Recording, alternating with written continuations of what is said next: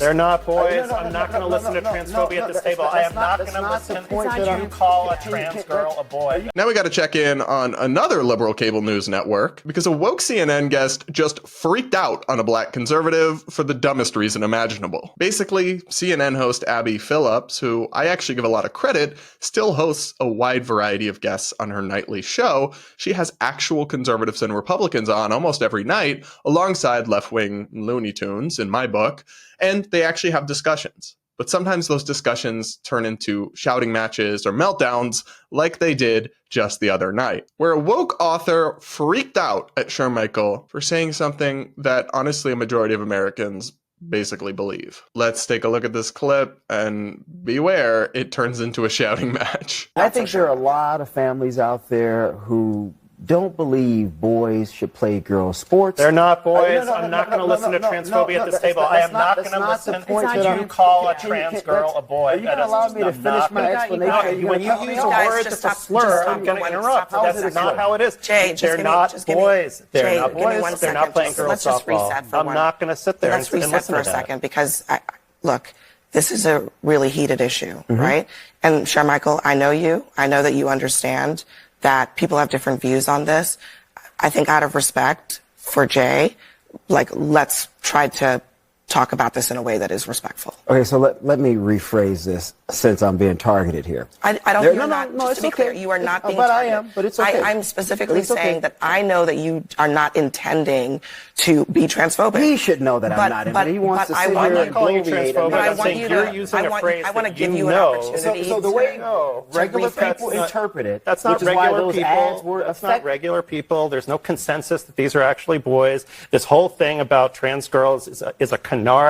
We're talking about a tiny, tiny sliver of the population. That may be the and we're case, using but that my point in to terms take of away its healthcare from effectiveness. thousands of people. Hold on, just get to your point. My point in terms of its effectiveness.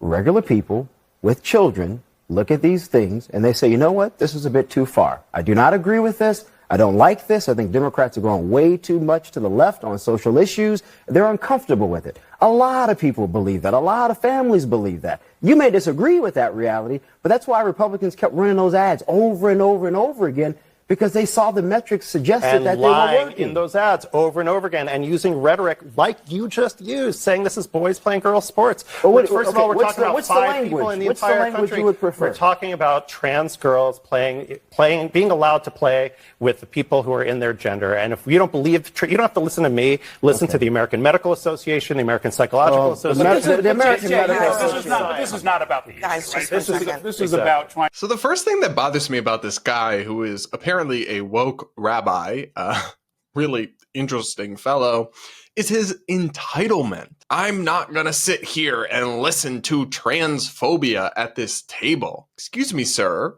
You're a guest on a panel. This is not your show. You are not in charge, and you don't have the right to dictate and control what everyone else can say according to your feelings, especially in a news conversation on a political talk show where both sides are supposed to be represented. You don't get to shout over the other side because you lack the emotional resilience of a functioning adult. I can and have many times sat on a panel and heard or sat across from someone saying things I strongly disagree with, and sometimes I interject or I argue back, but I've never acted as if I'm entitled to enter a space and not have anything said that I don't agree with or that hurts my feelings. And accusing Shermichael of using slurs is ridiculous.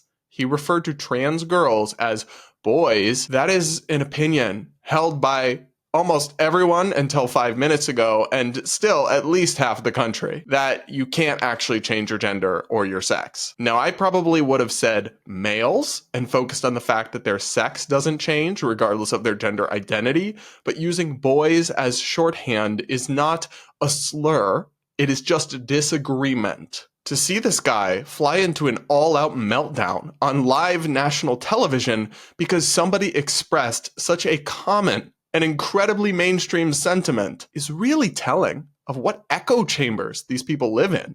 And just kudos to Abby for slowly, I guess, trying to change it and have diversity at her panels, but how used to dominating the entire news media with just their perspectives, even minority perspectives, like believing that males should compete in girls' sports, true fringe minority perspectives of the public believe that, yet they have created the biggest media empires and news stations in the country into such ideological echo chambers that the normal mainstream opinion is a slur and can't be aired without triggering meltdowns from other guests. It's pathetic, and it's an indictment of everything that's wrong with mainstream media these days. But what do you guys think? Let me know in the comments below. And this kind of thing is why I don't regularly tune into cable news anymore. I just can't stand watching people melt down and freak out at each other instead of having open and honest and serious conversations.